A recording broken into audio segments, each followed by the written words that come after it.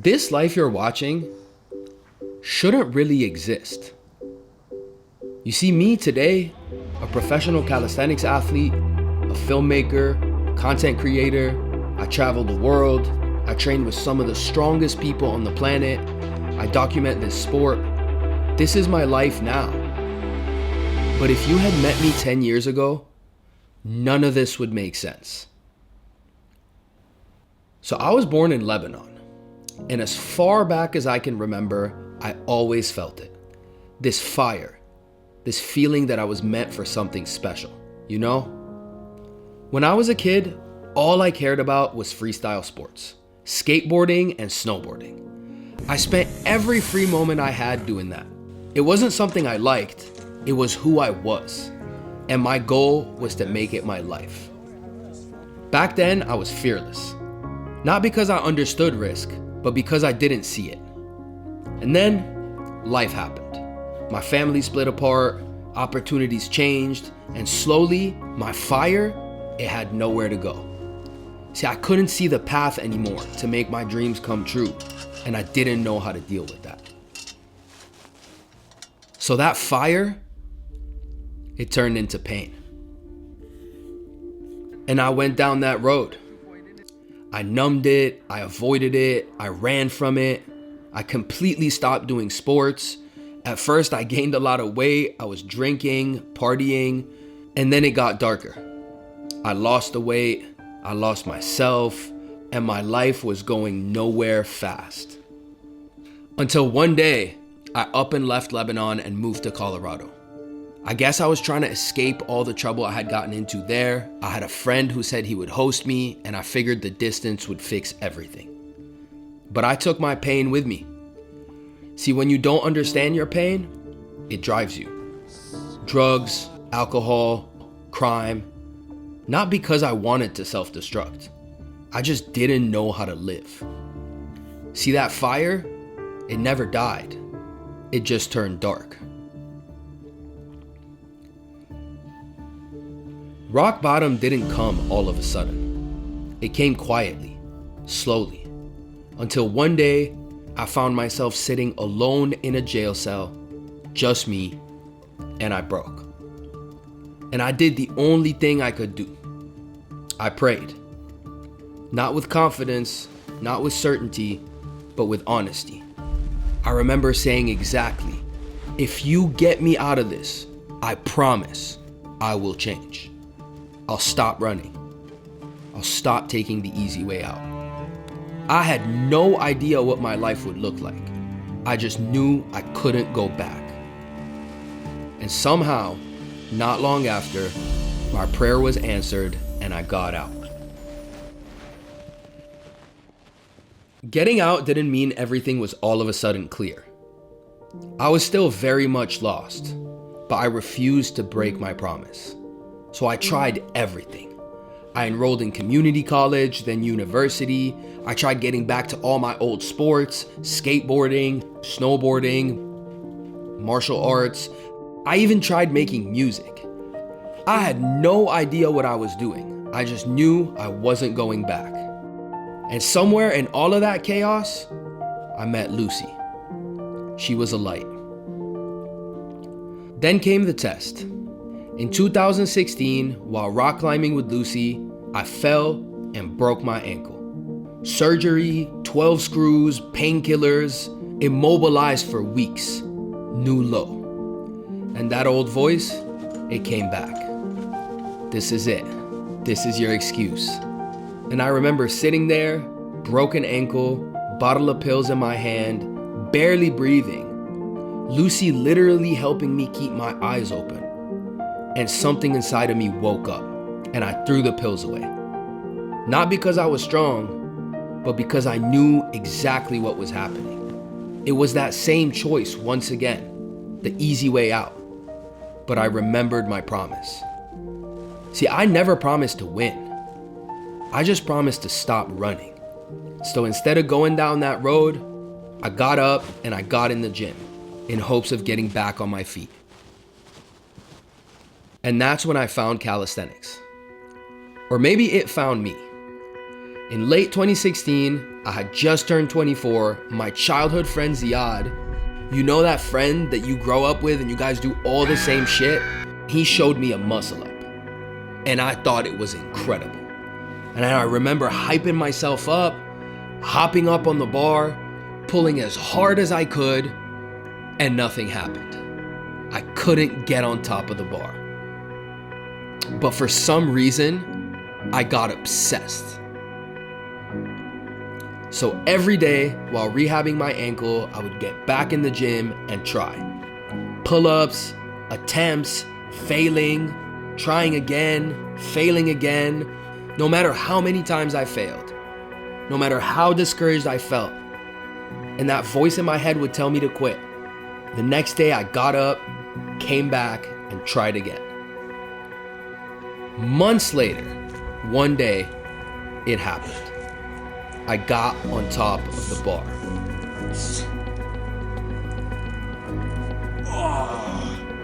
And that moment changed everything. Not because I unlocked the skill, but because it showed me the way. You see, as insignificant as one muscle up might seem to the world, to me, it showed me how to achieve one of my biggest goals yet. You hear the voice that tells you to quit, but you don't listen. That was the lesson, the key. So after the muscle up came handstands, and then the rabbit hole. January 2017, I started training skills. Tuck planche, the front lever, handstand push-ups. I trained every single day alone. I remember dragging Lucy to the randomest open gyms just so I could train on bars. Honestly, I have no idea how she put up with it. And I was progressing, running off of pure hype. But looking back, I really had no idea what I was doing. See, no one around me trained calisthenics. No coaches, no system, just me, the bars, and whatever I could find online. I failed constantly. Things didn't work, my form was terrible, progress was messy, and I had a lot of fear too. At the same time though, I was discovering the online world of calisthenics, and so many of the athletes I looked up to were in Los Angeles. So I decided to take a trip there. Spring break 2017, I went to Santa Monica, and it was incredible. So many things in my life before this never seemed to work out. It's like the doors were closed, things wouldn't line up, but this time, it felt different.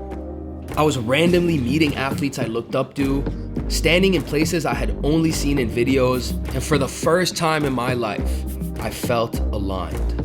So when I got back to Colorado, I quickly finished up my last semester of film school, packed up my car, and moved to Southern California. At first, I lived at my cousin's place, 2 hours away from Muscle Beach. I worked with him during the week, and then on the weekends, I'd make the 2-hour drive up and sesh the beach. And that's where I made a lot of great friends in this sport.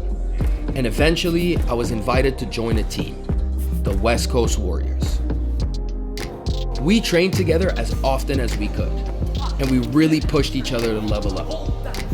I have such fond memories of that time. A few months later, somehow, they convinced me to join my first competition. My first competition was the Venice Beach Bar Jam. 6 months into calisthenics, beginner category, and I placed dead last. But somehow, something surprising happened. I wasn't embarrassed. I wasn't discouraged. I was hooked. So that summer, I attended my first Battle of the Bars as a spectator. And it was amazing watching all the pros perform. And that put the nail in the coffin. I wanted to compete. So I trained hard all year. Pure passion. Mastering the basics, building strength, learning more advanced skills. I knew that to compete, I had to be complete. That meant getting better at pushing, getting better at pulling, and getting better at freestyle. Looking back, I wasn't special. I had an average athletic base, bad form. I dealt with all the beginner stuff, guessing my way through most of it, but I was getting stronger. My front lever was getting better. My My straddle planche was coming in, my first real dynamics, slowly, messy, but consistent. Finally, after 1 whole year, in May 2018, I came back to Venice. This time, I signed up for the advanced category, and I won. Not just my first battle, I won the whole tournament. And that opened the floodgates. That win did something to me. For the first time, I felt it. Like maybe I wasn't crazy. Maybe I wasn't just chasing something impossible. Maybe I could actually go somewhere with this. And that's when everything shifted. Not externally, internally. So I took my training to a higher level.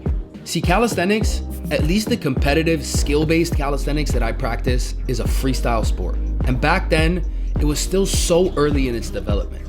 There was no clear path, no blueprint, so I learned however I could. From the people around me, any videos I could find online. But this time, I wasn't just obsessed. I started training like an athlete. Started caring about recovery, about eating, about sleep. I stopped guessing. I started programming, cleaning up my form, fixing details I had ignored. And with freestyle, I was learning more advanced skills. I had so many fears, it's crazy. But looking back, I think this is actually why I fell so in love with calisthenics. I got so addicted to the feeling of facing my fears. See, the strength skills, they were teaching me the first part. Being afraid of failing was fine, as long as I didn't stop. And if I stayed consistent long enough, I would figure it out. And the freestyle took it to a whole other level. Because it wasn't just failing a rep. It was failing in the air. Falling, getting hurt. And after my ankle surgery, that fear lived in my body. Every attempt came with doubts in my head, fear in my legs, fear of busting my ass again, fear of getting hurt. But that was teaching me something new.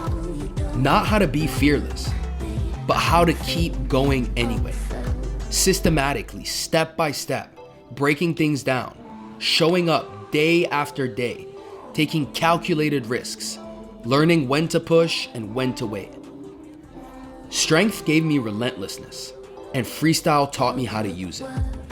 And failure, it wasn't something to escape anymore. It was information. Every miss taught me something. And fear never went away. It just became part of the music. So 2019 kicks off and I sign up for my first international competitions. The first one was back in Lebanon, where I went all the way back home and competed in the nationals. Then I got to go to Netherlands and participate in the Calisthenics Cup. And finally, I went to New York City and I did the call out. I was doing my thing.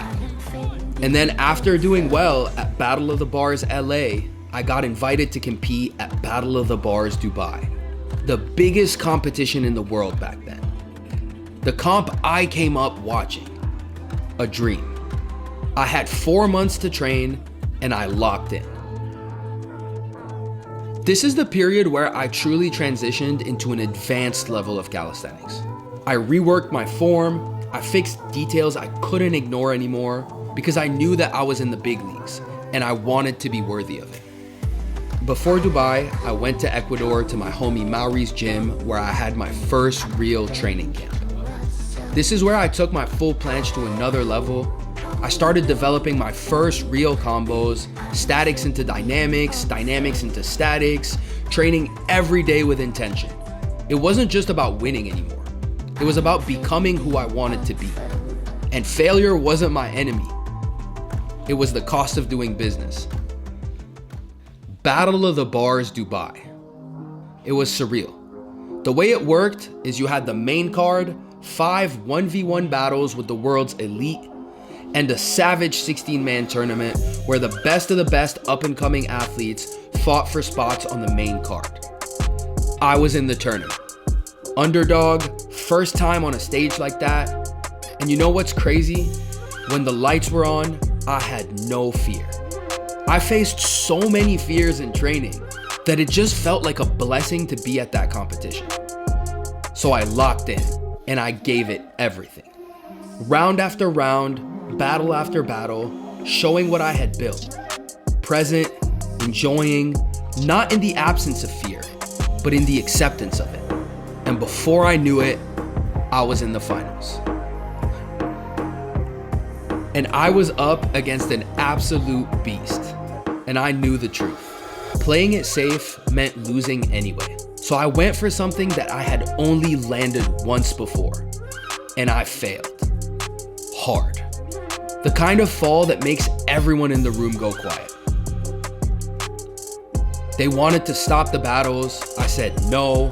I got up, still seeing stars, and I finished my battle. I didn't win. I got second place. But I walked off that stage proud. Because fear didn't decide my story. I did. The rest of the trip was like a dream. We spent the days after enjoying Dubai, hanging out. My biggest role models were now my peers, my competitors, and my friends. I thought that was the peak. Then COVID hit and paused the scene in its tracks. I figured, you know what? We're locked down, time to lock in. And I trained through it. That's where I started taking my statics to a higher level. Training alone was teaching me so much about myself, about the nature of calisthenics training, volume, frequency, intensity, the real keys to progress. This is where I started developing longer strength combos, unlocking pro-level skills, flows, combos. I had one goal. I wanted to level up and compete at the highest level for the 2021 season.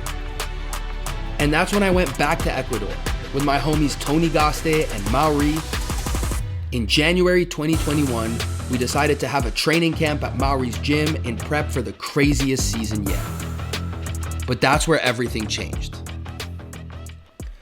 On a fateful day, while we were seshing the beach in Manta, I tore my bicep.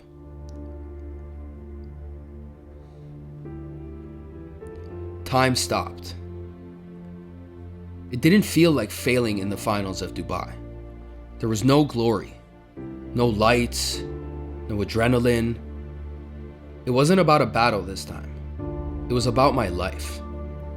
Everything I had built, my body, my career, my future, it was all suddenly in question. A career-ending injury. I'm almost 30 years old, in a sport dominated by people 10 years younger than me, and that voice in my head, it came back louder than ever. This is it. This is where you quit. I wasn't making up excuses this time. I really had them. Served on a platter. So as you guys may have seen in the video, I fucking tore my bicep. I'm fucking devastated right now. I have no idea what to do. One of my most painful moments. Until I realized, I've seen this before. But the only thing I know is this is not gonna fucking stop me. And I decided then and there, I was unbreakable.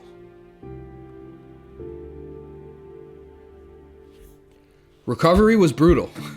Difficult surgery, pain, no activity. Doctor telling me I would not be able to come back to where I was, but none of that mattered. Ugh. In my head, the battle was won. I was unbreakable. Rehab was tough. I had to rebuild everything from scratch, even just hanging on the bar. Every skill, planche, front lever, getting my freestyle back. I was slowly coming back, brick by brick. And every step of the way, I would tell the voice in my head, every time you try to break me, I will come back stronger. I was doing it for me, and I was doing it for anyone else who would ever go through something like that. During that time, I fell out with my old team. Different values, different priorities. Long story short, I was alone again. So I picked up a camera. I started documenting my comeback, the sport, the people. My body was recovering and my fire was coming back. Around that time, I went to Paris for Christmas 2021 to visit my parents. And that's where I met Onizuka. He was someone I looked up to a lot because he had gone through a similar injury. And training with him in real life motivated me so much. And then finally, around the start of 2022, my level surpassed where I was pre-injury. It was incredible. And at the same time, something else was growing. My Instagram. It started blowing up because I was sharing my recovery. The human side. Not just the strength, but the feelings, the truth. I started feeling a real connection with the people who watch the videos. Not the views, not the clout, but the genuine feeling of motivating others. Through my calisthenics and through my videos. And that's when I realized that was my calling, my deeper calling. See, my calisthenics, my videos, they're just instruments, ways to connect and communicate. And so I dove headfirst into creating. Honestly, I completely disconnected from competing during that time. It was all about creativity and working out. During that year, I made many short form videos that reached millions with the goal of motivating others and spreading calisthenics. I judged many competitions and got deeper into the community, connecting with the humans in the sport, beyond just the skills. I also chased a lot of personal workout goals outside of calisthenics. Cliff jumping, I got into death diving, lifting, so many side quests. Going into 2023, I realized my training kind of plateaued. My creativity didn't, but training-wise, I definitely did. Honestly, none of that really scared me anymore. However, I did have an even bigger fear. Life. See, in life, I was surviving. Coaching people here and there, making short-form videos, but thinking about my future, thinking about Lucy, maybe having a family one day. I was 31 at that point, and life was getting more and more real. I had successfully chased something I loved doing for years. I made it so far. The fails, the injuries, the lowest of lows, and the highest of highs. Farther than I ever thought I would. But once again, that voice in my head came back. Not about training, not about fear of falling, but about being a man. You're 31. How are you going to take care of the people you love? What if you've been chasing the wrong thing? What if this all ends in failure? And I won't lie, that one hit deep. Then, that summer, I trained with Onizuka again. He came to visit me in LA, he stayed at my house for 2 weeks, and that's when I was truly exposed to an elite level of training. A level I had never seen before with my own eyes. A different level of dedication that clearly led to a different level of performance. Elite. And I realized I had barely scratched the surface. And that fired me up. At that point, I saw my whole life through the lens of this sport. And I wanted to level up in everything. Training, creating, my career. So I pushed myself. In training, I started setting higher goals for myself. Training every day. With my content, I started focusing on YouTube. Longer form, more substance. I felt it. This was the way. I quickly realized to give myself a real chance, I had to give it everything. So I took the leap. I took a loan, I rented my house, left comfort behind, because I knew if I didn't fully go for it, I would live with regret.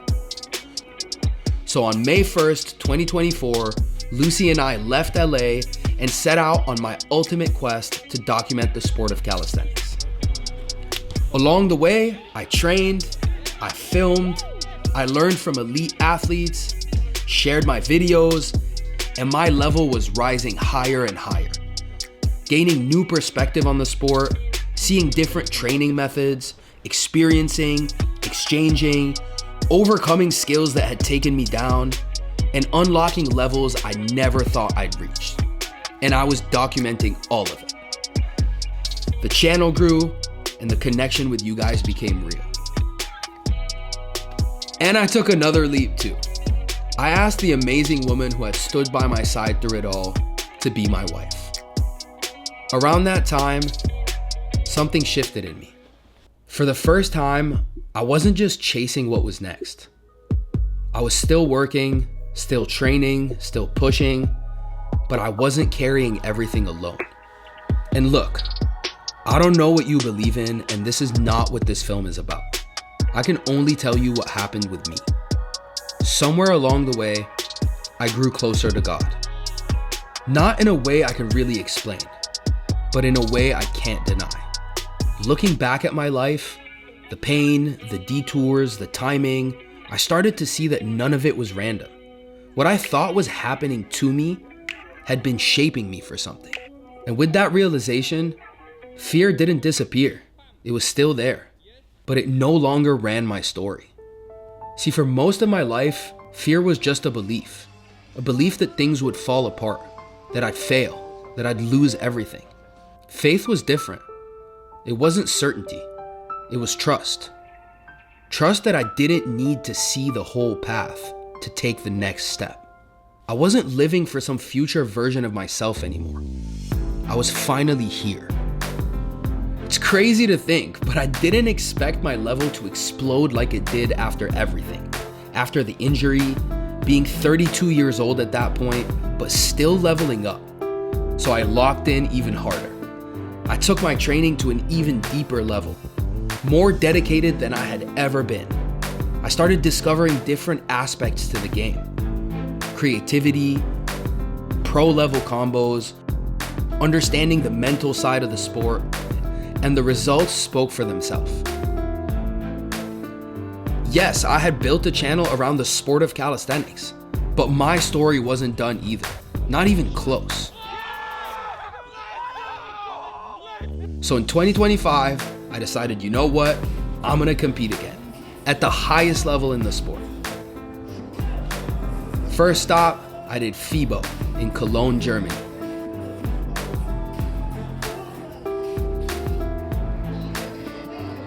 Then in May, I went to Switzerland and I participated in Stenos.